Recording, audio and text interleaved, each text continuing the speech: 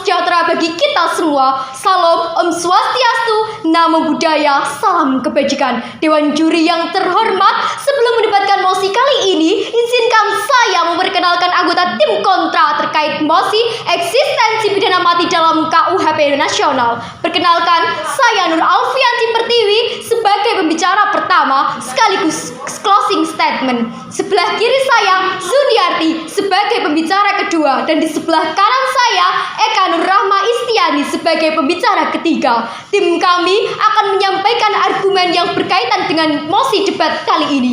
Dewan juri yang terhormat, mosi yang didebatkan pada hari ini adalah eksistensi pidana mati dalam KUHP nasional, yang dimana kami selaku tim kontra sangat tidak setuju hukuman mati harus ditolak, karena hukuman mati merupakan satu-satunya hukuman yang tidak bisa dikoreksi. Dalam Undang-Undang Nomor 1 Tahun 2023 atau KUHP nasional, pidana mati diatur sebagai hukuman yang sangat ekstrim untuk kejahatan berat dengan pendekatan yang lebih ketat. Pasal 67 KUHP nasional menyebutkan bahwa pidana mati bukan lagi hukuman utama, melainkan alternatif terakhir setelah masa percobaan 10 tahun ini. Berarti dalam aturan KUHP nasional masih mempertahankan hukuman mati meskipun sifatnya pengecualian, terutama dalam kasus narkotika. KUHP nasional mencoba menyeimbangkan aspek retributif dan rehabilitatif dengan memberikan kesempatan untuk penyesalan sebelum penerapan hukuman,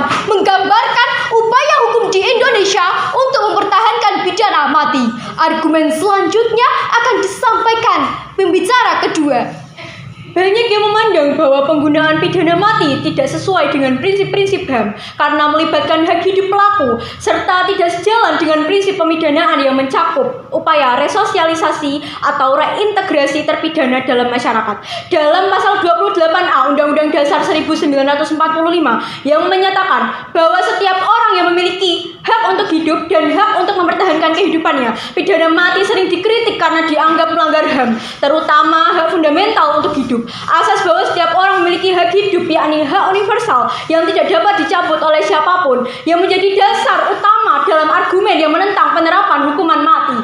Banyak negara yang menghapus hukuman mati, dan tidak ada bukti yang konsisten bahwa hukuman mati lebih efektif dalam mencegah kejahatan dibandingkan dengan penjara seumur hidup. Contohnya, di Kanada setelah menghapus hukuman mati pada tahun 1976, tingkat pembunuhan tidak meningkat. Ini menunjukkan bahwa hukuman mati tidak memiliki efek pencegahan yang signifikan. Eksistensi hukuman mati selalu menjadi topik yang memicu perdebatan sengit. Salah satunya dilihat dari sudut pandang hak asasi manusia, resiko salah vonis, efektivitas, dan beban bagi penegak hukum. Argumen selanjutnya akan disampaikan oleh pembicara ketiga. Pertama, dari perspektif HAM, hukuman mati jelas melanggar hak fundamental, yaitu hak untuk hidup. Tidak ada justifikasi yang cukup kuat untuk mencabut nyawa seorang, bahkan dalam kasus kejahatan yang paling berat. Setiap individu berhak mendapatkan perlakuan manusiawi dan berkeadilan tanpa terkecuali.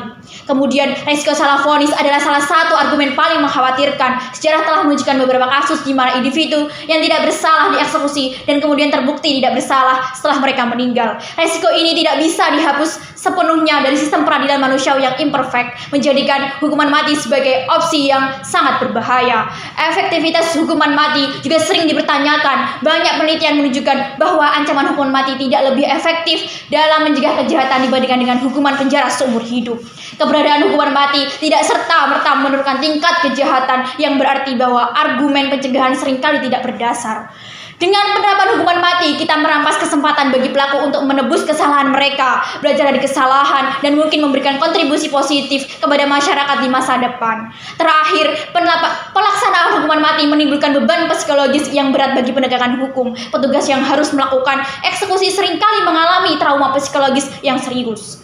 Dengan mempertimbangkan semua argumen ini, jelas bahwa eksistensi hukuman mati menimbulkan lebih banyak masalah daripada solusi. Hukuman mati dianggap melanggar hak fundamental untuk hidup yang diakui secara internasional dalam berbagai deklarasi dan perjanjian hak asasi manusia. Tidak ada sistem hukum yang sempurna, dan potensi kesalahan yang sangat mengakibatkan eksekusi terhadap individu yang tidak bersalah adalah resiko besar yang tidak dapat diperbaiki. Proses eksekusi seringkali dianggap kejam dan tidak manusiawi, serta tidak sesuai dengan prinsip martabat manusia. Kami tetap tidak setuju dengan hukuman pidana mati.